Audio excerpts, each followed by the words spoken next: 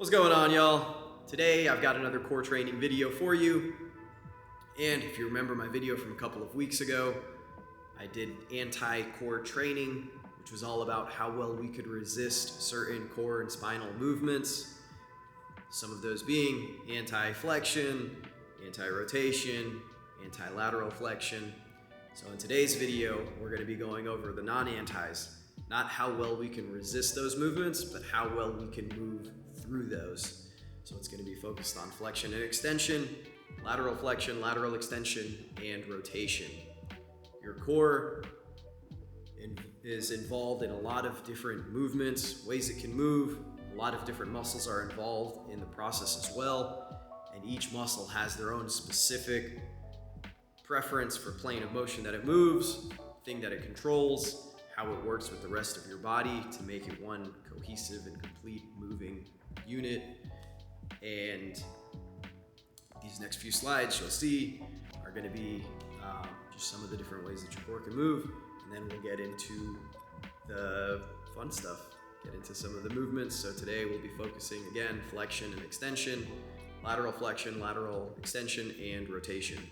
So yes, let's get to it.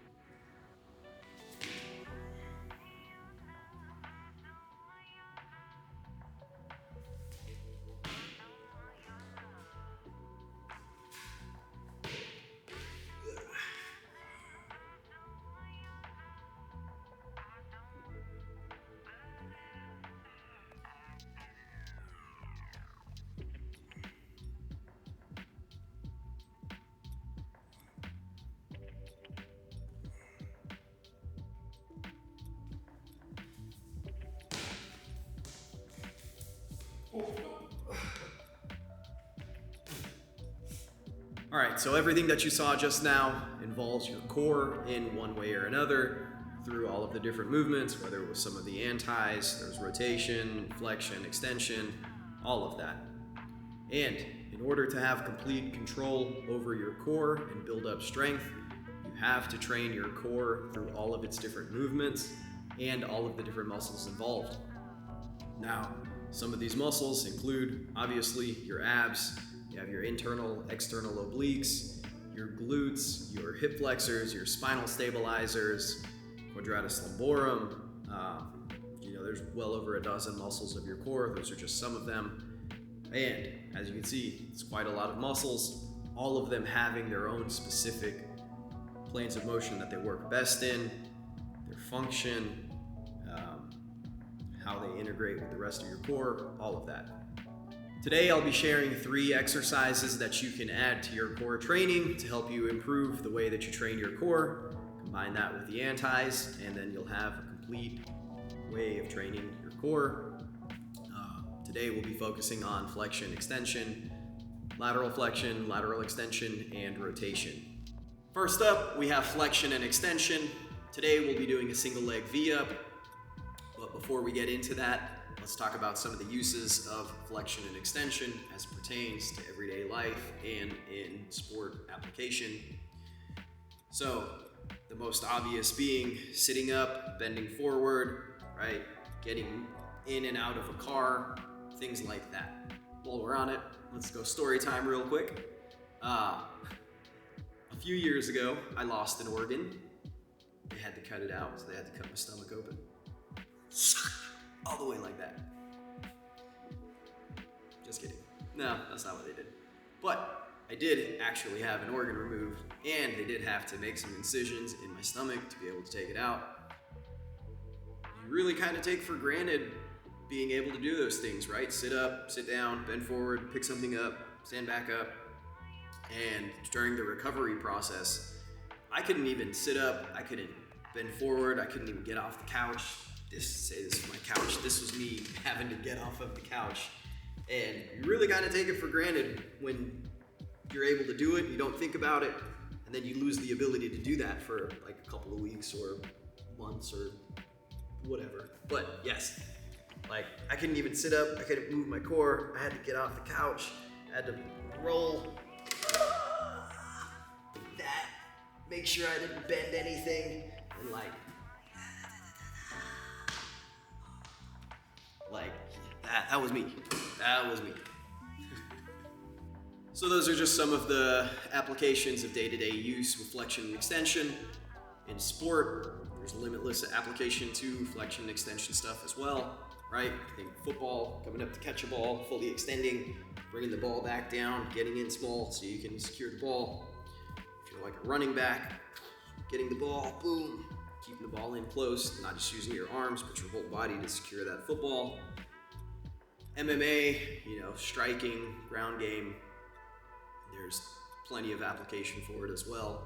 So just a very fundamental and important movement pattern to get strong in and build and train.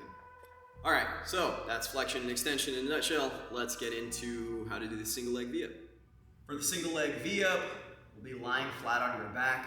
You want to set up with one leg straight and your foot plantar flexed, so pointing your toes away from you. With your opposite leg, you're going to have this knee bent and foot flat on the ground.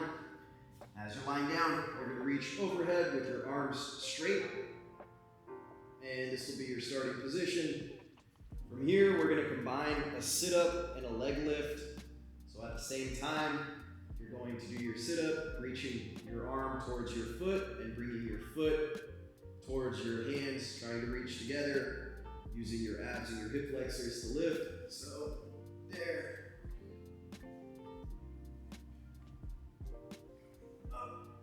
Ideally, you want this leg to stay straight as you're coming up and that toe pointed away from you. And that'll be your single leg V-up. As you progress through the exercise and your core gets stronger, you can hold a weight overhead. So you would be holding a weight with both hands here. And that'll give you some resistance to be able to build more core strength and muscle. For that, 10 to 20 reps each side, 3 to 4 sets, and that should get you started with that. Bendy straws are next. This is going to be a lateral flexion and lateral extension exercise, which is your body's ability to do side-to-side bending with that. And I think one of the best applications and uses of this particular movement here, when I think of this sort of motion and sport application, for me, boxing comes to mind. And even more specific than that, one of the greatest to ever do it, Mike Tyson.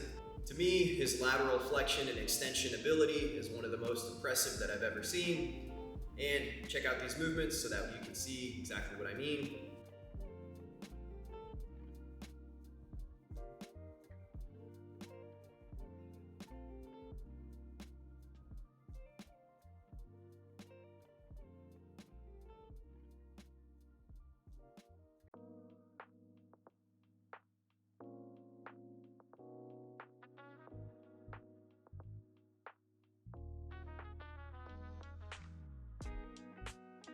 His side-to-side movement is incredible, and it sets him up perfectly to be able to continue to engage opponents and continue the onslaught that made him one of the most fearsome heavyweight boxers ever. Building lateral flexion and extension strength is not only going to help you get stronger to be able to move faster through these movements, but it's also going to help you load up power in through your hips, so that way when you continue, or so that way when you're getting in, throwing punches, you're able to generate a lot of power from these positions with sometimes not a lot of space. With this exercise, we'll use a cable machine, adjust the pulley to the lowest setting, and then we're going to use a handle attachment. For your setup, you want to have one knee down, which is going to be the outside knee, so the knee further away from the cable machine. You want your knee directly under your hip, and you want to flex your glute on the side with the knee down. Keep this glute flexed the entire time. With your other leg, you want to have your leg in front of you with your knee over your foot or over your toes, and then your arms are going to be straight and then overhead. So grab your handle. We're going to grab it with both hands. Make sure your setup is right. Keep that back glute engaged. arms overhead. This is going to be our starting position. From here, we're going to bend towards the cable machine using our sides, trying to keep everything facing straight. You're going to feel a big stretch here through your sides on this end. And then from here, you want to use these obliques on this side to pull your body up all the way over. And then we're going to bend all the way to the other side, reversing directions. So go as far as you're comfortable over to one side, then use these obliques to pull, opposite side obliques to pull, bring your body towards the other side, bending as far as you're comfortable with. There,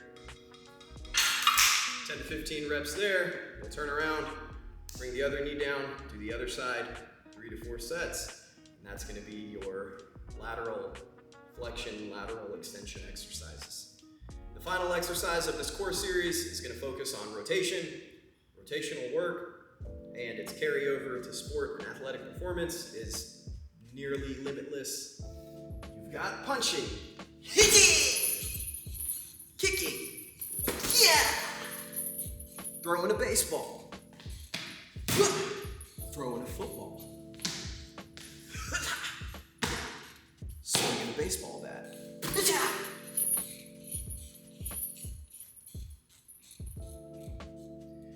The setup for the kneeling wood chop is going to be similar to the bendy straw with one key difference. And that key difference is being which knee is down. So in the bendy straw, we had your knee further away from the cable machine down. On this wood chop, we're going to have the knee that's closer to the cable machine down. Everything else is going to stay the exact same. So knee under the hip, firing the glute, keeping that squeeze on the back leg. And then with your front leg, knee is going to be over the foot, over your toes. Then you're going to grab the handle with both hands. Make sure you get your setup right. The goal here, we're going to want to keep your torso or your lower body facing forward and only rotating from your upper body, your chest and torso. I lied. Adjust your handle to like level with your elbow. That's the other thing that I forgot. Here we go. Okay, so knee under the hip, knee that's closest to the machine down, keep the glute squeeze, front leg, knee hovering over the toes, pulleys at elbow level from here, rotating, so all you're doing is rotating from your torso, turning over as far as you can, and then coming back, working to keep your lower body facing straight, and only rotating from your torso.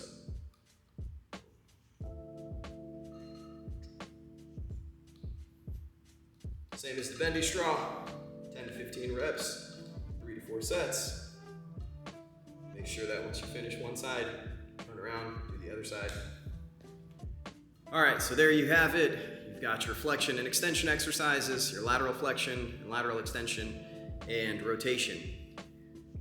Those core movements combined with the anti-movements, as you can see, there's a lot of different ways and functions that your core has, a lot of very specific application to them as well. Sometimes you may need to resist movements, sometimes you want to go with the movement, and adding in these different types of ways to train your core is not only going to make your core stronger, you'll feel better, you're going to move better, and you're just going to have better general overall control over your body, being able to transfer that energy from lower to upper body or upper to lower body.